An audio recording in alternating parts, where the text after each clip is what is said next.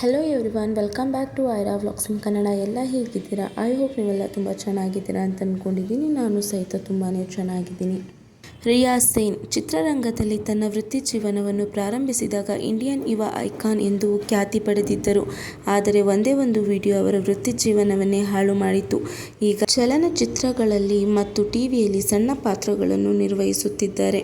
ರಿಯಾ ಸೇನ್ ಬಾಲ ಕಲಾವಿದೆಯಾಗಿ ಸಿನಿರಂಗದಲ್ಲಿ ವೃತ್ತಿ ಜೀವನ ಪ್ರಾರಂಭಿಸಿದರು. ತದನಂತರ ನಾಯಕಿಯಾಗಿ ಅನೇಕ ಸೂಪರ್ ಹಿಟ್ ಚಲನಚಿತ್ರಗಳನ್ನು ನೀಡಿದರು. ಬಾಲಿವುಡ್ ಅಷ್ಟೇ ಅಲ್ಲದೆ ಬಂಗಾಳಿ, ತೆಲುಗು ಮತ್ತು ತಮಿಳು ಚಿತ್ರರಂಗದಲ್ಲಿ ಜನಪ್ರಿಯರಾಗಿದ್ದರು. ನಟಿಗೆ ಈಗ 43 ವರ್ಷ. ಆದರೆ ಇಂದಿಗೂ ತನ್ನ ಸೌಂದರ್ಯದಿಂದ ಎಲ್ಲರನ್ನೂ ಮೋಡಿ ಮಾಡುತ್ತಿದ್ದಾರೆ.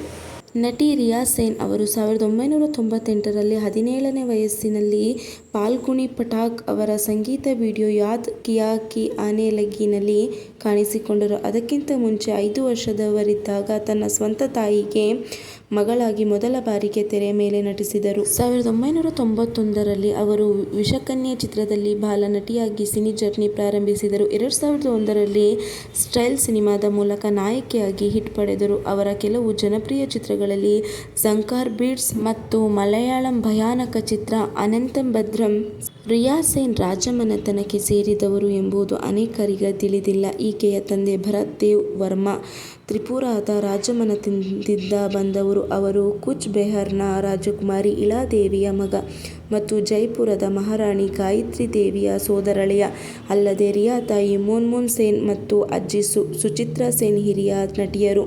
ಅವರ ಸಹೋದರಿ ರೈಮಾ ಸೇನ್ ಕೂಡ ನಟಿ. ಸಿನಿರಂಗದಲ್ಲಿ ಸ್ಟಾರ್ ಪಡೆದು ಮಿಂಚುತ್ತಿದ್ದ ಸಮಯದಲ್ಲಿ ರಿಯಾ ಸೇನ್ ಅವರ ವೈಯಕ್ತಿಕ ಜೀವನವು ಹೆಚ್ಚು ಚರ್ಚೆಗೆ ಕಾರಣವಾಯಿತು.